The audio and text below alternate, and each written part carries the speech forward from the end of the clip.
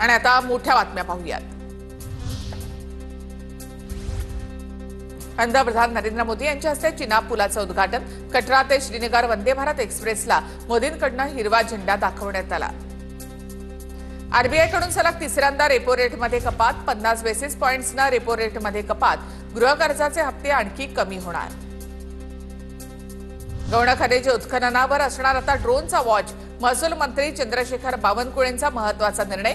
अवैध उत्खनन थांबवण्यासाठी होणार फायदा।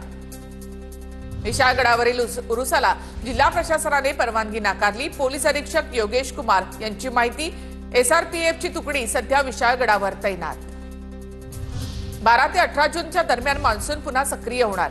29 मे पासून पावसाची उसंत, मात्र 12 जून नंतर पुन्हा एकदा मान्सूनसाठी पोषक स्थिती। सर्वदूर पाऊस पडेल, पुणे हवामान विभागाचा अंदाज। गडचिरोली पोलीस मुख्यालयामध्ये मुख्यमंत्री देवेंद्र फडणवीसांसमोर 12 माओवाद्यांचं आत्मसमर्पण करणाऱ्या माओवाद्यांना मुख्यमंत्र्यांच्या हस्ते दिली संविधानाची प्रत। मोठ्या प्रमाणामध्ये शस्त्रसाठ्यासह माओवाद्यांचं आत्मसमर्पण। गडचिरोलीमध्ये पार पडला आत्मसमर्पित नक्षलवाद्यांचा सामूहिक विवाह सोहळा। मुख्यमंत्री फडणवीसांची विशेष उपस्थिती। साथीदारांसोबत नवीन जीवनाला सुरुवात करणाऱ्या आत्मसमर्पित नक्षलवाद्यांना शुभेच्छा दिल्या।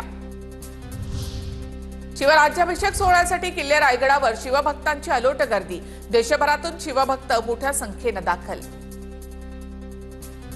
धाराशिवच्या तुळजाभवानी मंदिरात मराठा क्रांती मोर्चाकडून शिवराज्याभिषेक सोहळा साजरा। तुळजाभवानी मंदिरात प्रशासनाकडून अभिषेक पूजा करण्यात यावी, मराठा क्रांती मोर्चाची मागणी।